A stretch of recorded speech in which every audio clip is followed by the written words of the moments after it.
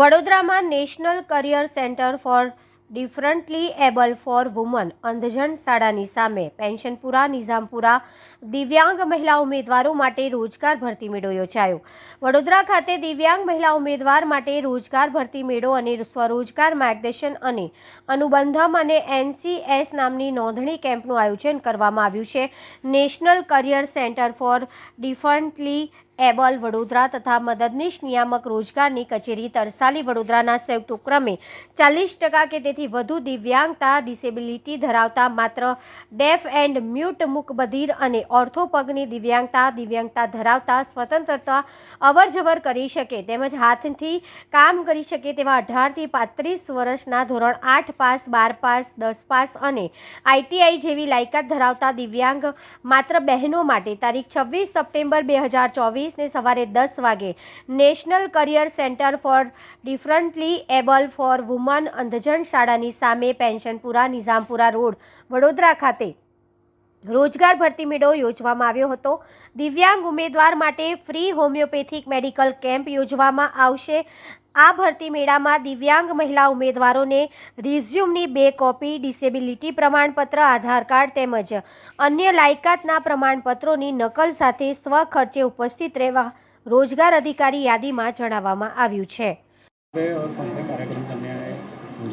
आज national career service centre for differently abled women Vadodara कार्यालय पर श्रम एवं रोजगार मंत्रालय भारत सरकार द्वारा और गुजरात सरकार के रोजगार विभाग द्वारा संयुक्त रूप से ये रोजगार ड्राइव लगाई जा रही है, स्पेशली दिव्यांग बच्चों के लिए।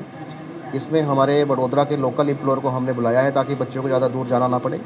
और रोज़गार मेले के साथ साथ ही जो है हमने यहाँ पे मेडिकल कैंप भी लगवाया है सुमेरू हॉस्पिटल से, जो बिल्कुल निःशुल्क रूप से जो है इन बच्चों के लिए लगाया जा रहा है। तो एक ही प्लेटफॉर्म पर बच्चों को रोज़गार पाने का अवसर भी प्राप्त हो रहा है और अपना मेडिकल चेकअप करवाने का अवसर भी प्राप्त हो रहा है। तो दोनों ही इवेंट जो है बच्चों को एक ही प्लेटफॉर्म पर दी जा रही है। कितने दिव्यांग बच्चों ने भाग लिया? और लगभग 100 दिव्यांग बच्चियों ने लगभग यहाँ पर रजिस्ट्रेशन करवा दिया है और अभी तो बच्चियाँ आ रही है, तो यानी कि शाम तक की जो रिपोर्ट है वो लगभग काफ़ी अच्छी हमारे पास आ जाएगी। तो दूर दूर से बच्चियाँ आने लग रही है। तो हमने टाइम जो रखा हुआ है लगभग 3 से 4 बजे तक का रखा हुआ है। तो जो बच्चे लेट आएगी वो भी यहाँ पे दे सकती है। तो लगभग 100 बच्चों ने रजिस्ट्रेशन करवा दिया है, बाकी चल रहे हैं अभी कंटिन्यूस। मैं योगेश्वर कुमार यादव यहाँ पे सहायक निदेशक रोजगार के पद पे कार्यरत हूँ। कार्यालय प्रमुख के रूप में मैं यहाँ पे नेशनल कैरियर सर्विस सेंटर पे कार्य कर रहा हूँ। धन्यवाद। આજરોજ NCS ડિફરન્ટલી એબલ વડોદરા ખાતે રોજગાર કચેરી વડોદરા અને NCS વડોદરા દ્વારા આજરોજ મહિલા દિવ્યાંગ ઉમેદવારો માટે ખાસ રોજગાર ભરતી મેળાનું આયોજન કર્યું છે। આજના ભરતી મેળામાં ખાસ કરીને 2 નોકરીદાતા ઉપસ્થિત છે, જેઓ લગભગ 60થી વધારે બહેનોને રોજગારી આપનાર છે। આજના ભરતી મેળામાં અલગ અલગ પ્રકારના જોબ રોલ છે, જેમાં ધોરણ 8થી લઈ એ લોકો ગ્રેજ્યુએટ સુધીના ભણેલા હોય, જેમાં સોર્ટર, પેકર અને મલ્ટી સ્ટાફિંગ જેટલા અલગ અલગ રોલ માટે બહેનોની પસંદગી થનાર છે। અને આ ભરતી સાથે સાથે સંસ્થા દ્વારા ખાસ કરીને હોમિયોપેથિક હેલ્થ ચેકઅપનો પણ પ્રોગ્રામ રાખેલ છે।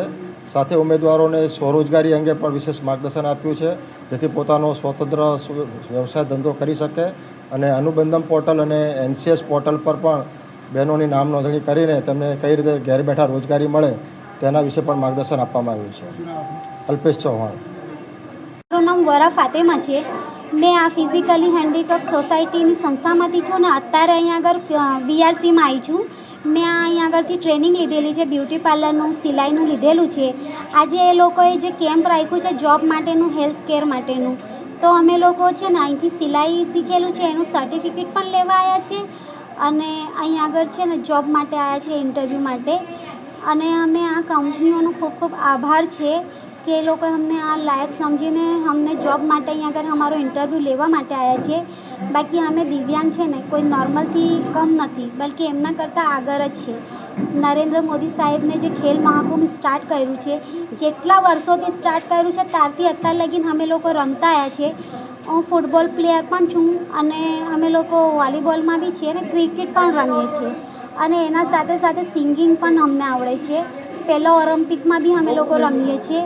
એટલે રમતોમાં તો અમે આગળ છે જ, સિલાઈમાં, પાર્લરમાં, મહેંદીમાં બી અમે લોકો આગળ છે।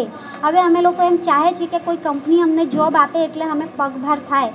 સિલાઈનું કામ તો અમે લોકો ઘરમાં છૂટક મૂટક કરીએ છીએ, પણ એના સાથોસાથ અગર અમને જોબ મળે અને અમે જોબ કરીએ ને તો દિવસે અમે જોબ કરીએ અને રાતે આવીને પછી ઘરે થોડું ઘણું સિલાઈનું કામ બી કરીએ તો અમારા ઘરવાળાને અમે ટેકો આપી શકીએ. કેમ કે અમે દિવ્યાંગ છીએ, એવી રીતના અમે જે લગ્ન કર્યું છે અમે દિવ્યાંગ વ્યક્તિ સાથે જ કર્યું છે. તો અમે ચાહીએ છીએ કે અમે અમારા હસબન્ડને બી ટેકો આપે, અમારા પરિવારમાં સપોર્ટ કરીએ. અને અમે આ કંપનીનો ખૂબ ખૂબ આભાર માનીએ છીએ કે એમને આ લાયક સમજ્યું કે અમને નોકરી માટે અહીંયા આગળ આવ્યા છે અને અમારે ઇન્ટરવ્યૂ લેવા માટે આવ્યા છે. અમે કોઈનાથી કમ નથી અને અમે કોઈ બતાવવા માંગીએ છીએ કે અમે દર ફિલ્ડમાં આગળ થઈ શકીએ છીએ. Thank you.